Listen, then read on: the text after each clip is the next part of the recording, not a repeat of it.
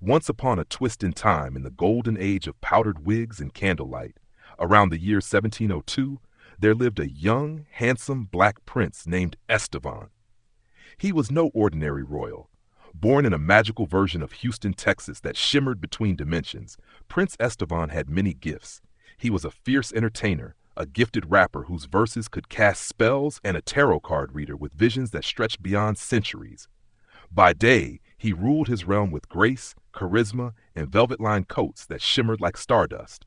By night, under candlelit chandeliers and moonlit groves, Estevan would spit bars that rhymed with prophecy and rhythm that moved the hearts of all, noble and peasant alike. His rhymes could shift energy, summon truth, and even open portals. You see, Prince Estevan had discovered a secret long ago, a deck of ancient, enchanted tarot cards hidden beneath the floorboards of his castle's music hall. These cards were laced with magic from another realm and whispered secrets to him, of distant lands, of love yet to be found, and of evil forces gathering in shadows across time. Through his psychic powers, Estevan could time travel, leaping from the 1700s into distant futures and ancient pasts. He battled shadow beings known as the Nullborn, soulless creatures that fed on love, creativity, and identity. With each battle, he knew he needed allies. So Estevan began a quest to find other powerful beings, princes and princesses, guardians and misfits, hidden across dimensions. In the Renaissance, he met Princess Zaria of Venice, a sword-dancing witch who could bend water into deadly spirals. In the Harlem Renaissance, he found Prince Malachi, a jazz sorcerer who played notes that bent reality. In the cyberpunk year 3099, Princess Ayana, a techno-priestess with glowing braids, joined him. She could hack time itself. Each ally was drawn not just by Estevan's magic, but by his heart. Estevan was proud, fearless, and beautifully, unapologetically himself. He believed love, queer, free, and magical, was the greatest power of all. But not everyone supported his quest. The Empress Virelda, a being of pure ego and illusion, ruled the dark realms with a mirror staff that twisted truths. She feared Estevan, for he saw beyond her lies. Their fates were bound in prophecy. The prince with the voice of galaxies shall bring the fall of the false crown. Now, with his crew of magical royals, enchanted mixtapes, and a tarot deck glowing with future light, Estevan journeys through time, fighting injustice, freeing minds, and seeking the final piece of his team, the Prince of Dreams, a warrior hidden in the stars who holds the key to Virelda's defeat. And so, the legend of Prince Estevan grows with every era he visits. He's not just a ruler, he's a rhythm, a revolution, a timeless tale of truth, power, and love. Chapter 2, The Mirror and the Beat. The stars above 1700s Houston shimmered like a DJ's light show as Prince Estevan stood on his castle's rooftop, the ancient tarot deck spread before him on a silk cloth. The High Priestess card pulsed with a violet glow. He closed his eyes, letting the beat of the universe sync with his breath. "Show me where the next royal lies," he whispered. The wind swirled. A bass drop echoed across dimensions, and then a portal tore open. Estevan stepped through, landing in New Orleans, 1925. The jazz was loud, the air thick with heat and sweet mischief. The city swayed with magic. Dressed in a tailored crimson suit and golden chains that sparkled like stardust, Estevan walked the cobblestone streets, pulling a small crowd just by existing. He had come for someone. In a smoky club called the Velvet Phoenix, he saw him.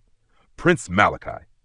A tall, dark-skinned man with deep-set eyes and fingers that coaxed magic from a saxophone. The music curved around time itself. People danced in slow motion while others moved in fast forward. Malachi wasn't just playing music. He was bending time. Estevan stepped onto the stage mid-set, eyes locked with Malachi's. No words were exchanged. Only rhythm.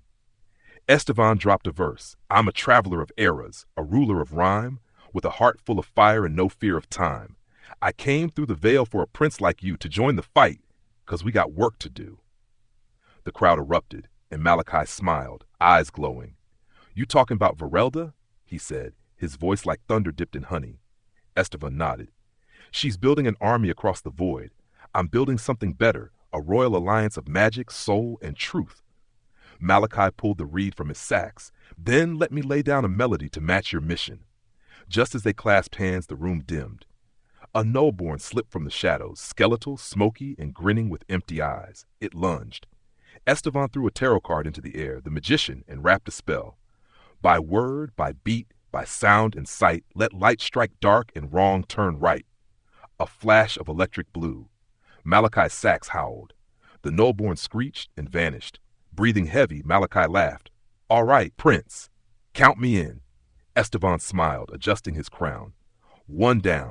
Chapter 3. The Queen of Kemet. The portal swirled open beneath a crescent moon, and Estevan and Malachi stepped onto golden sands warmed by the sun of ancient Kemet. The air shimmered with sacred energy. Pyramids towered in the distance, and the Nile flowed like a living serpent through the heart of the land. People moved gracefully in linen robes, faces painted with kohl, gold jewelry glittering in the sunlight. But something in the air felt off.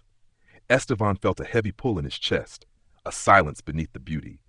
Something dark is hiding here, Malachi murmured, adjusting his beaded collar. Estevan reached into his tarot pouch. The star card rose on its own, glowing with cosmic light. We're here for her, he said. They followed the pull to the Temple of Hathor.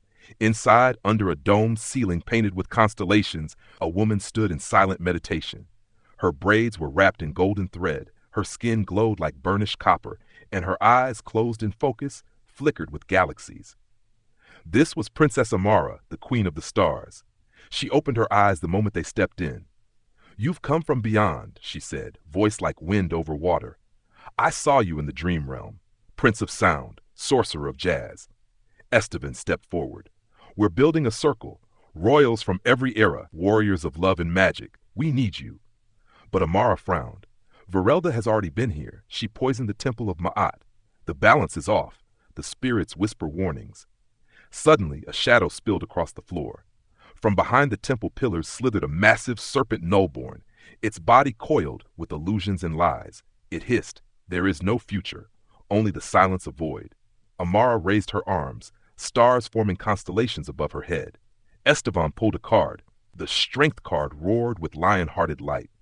Malachi blew a note that twisted time, freezing the serpent in mid-strike. Amara chanted, by the stars and the ancestors' breath, I summon light to silence death. A burst of celestial energy hit the nullborn, tearing it into cosmic dust. The temple pulsed with light. Amara turned to them, her voice calm but powerful. The stars name me as one of yours. I will join you. Estevan nodded, beaming. Then we're three. Let's keep it moving. Now, with Amara the Star Queen beside them, the trio prepares for their next journey. But Verelda is watching, and she's not letting this team form without a fight. Chapter 4. The Forest of Whispers. The air was thick with fog as the portal closed behind Estevan, Malachi, and Amara. Trees loomed like towering ghosts, their branches curling inward as if listening. Somewhere in the heart of the ancient forest, a harp played a haunting tune that echoed like a memory. Medieval Europa, Malachi muttered, brushing away a vine. I feel like the jazz ain't even been invented yet. Estevan smirked. Then we'll bring the rhythm to the roots. Amara raised a hand, starlight pulsing at her fingertips. The trees are watching. This place is alive and lonely. They followed the sound of the harp deep into the forest until they reached a clearing where a young man sat on a moss-covered stone. He had wind-swept auburn curls, olive skin, and piercing green eyes that shimmered like emerald fire. Draped in a cloak of stitched leaves and raven feathers, he played his harp with fingers that glowed faintly with silver magic. He was Prince Elion, a forest-born sorcerer abandoned as a baby and raised by dryads, wolves, and ancient fae. He spoke to trees, healed with song, and could summon storms with a whisper. He looked up as they entered the clearing. You don't belong to this time, he said calmly. But I've seen you in the dreams of the river spirits. Estevan stepped forward, his voice steady. We need your help. The evil we're fighting doesn't care about borders or centuries. We're building something bigger than bloodlines, bigger than fear. Prince Elion blinked. Verelda. Amara nodded. You've seen her? Elion stood, his harp slung across his back.